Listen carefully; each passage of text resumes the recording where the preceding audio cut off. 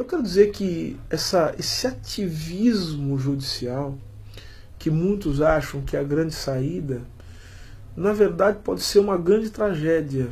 Por que eu digo isso? Porque o juiz ele pode ser independente em relação a um governo, pode ser independente em relação ao partido, mas ele nunca é independente em relação à sua condição de classe e aos movimentos estruturados do capitalismo. Não é independente em relação a isso. Não há independência em relação a esse ponto.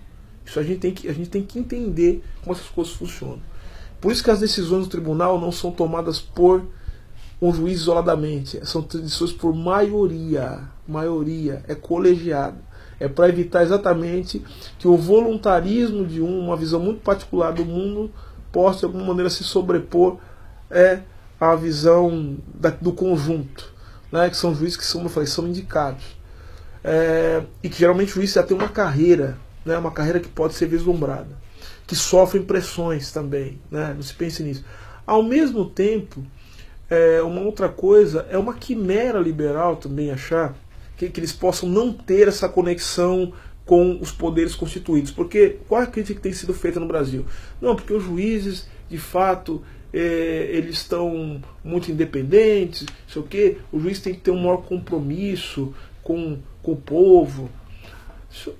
Eu quero lembrar agora das palavras do ex-ministro da Justiça, o Eugênio Aragão, né, quando ele falou a respeito dos juízes do Ministério Público também, que acho importante falar.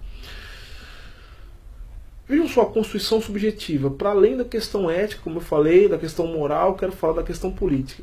São pessoas que são recrutadas da classe média, pessoas em geral brancas, em geral homens, né, que passaram num concurso público dificílimo, ganharam um salário impressionante em relação comparado com o resto da população brasileira e que, portanto, não tem qualquer compromisso com o projeto de país.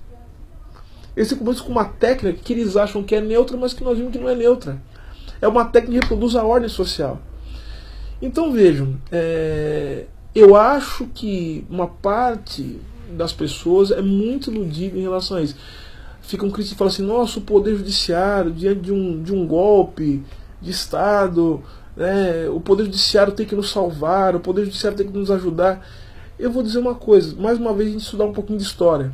Não existiu nenhum golpe de Estado que não tenha contado com a participação do Poder Judiciário. O Poder Judiciário, aliás, não existe golpe sem Poder Judiciário. O Poder Judiciário participa do golpe.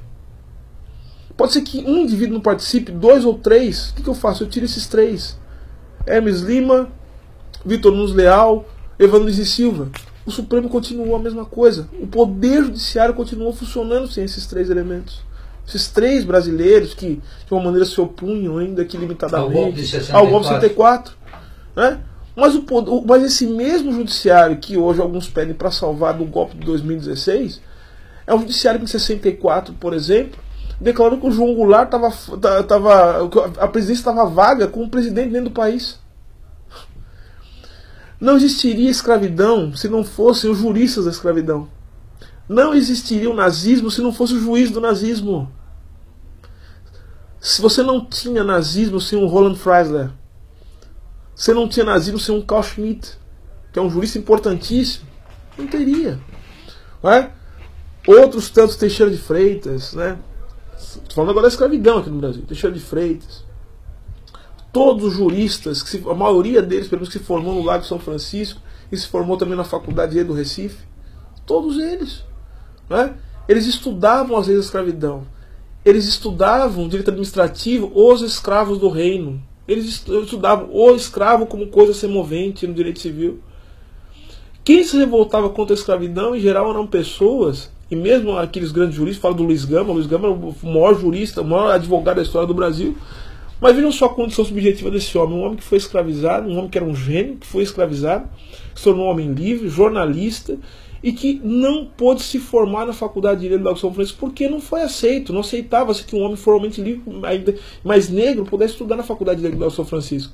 Ou seja, os poetas, não os juristas, os poetas se voltavam contra a escravidão, os abolicionistas, né? Então vejam que o jurista desempenha um papel fundamental na reprodução da ordem, por pior que ela seja. E eu falo dos juristas, falo dos economistas, falo dos sociólogos, assim, dos jornalistas, é claro. Né? Eles têm, obviamente você tem uma... Né? Você tem que ter esses professores. Por isso que assim, eu não acredito muito em certas coisas. Né? Por exemplo, o pessoal fala assim, não, precisamos... o problema do mundo é a ignorância, que as pessoas não estudam. Às vezes o cara estuda, fica pior, né?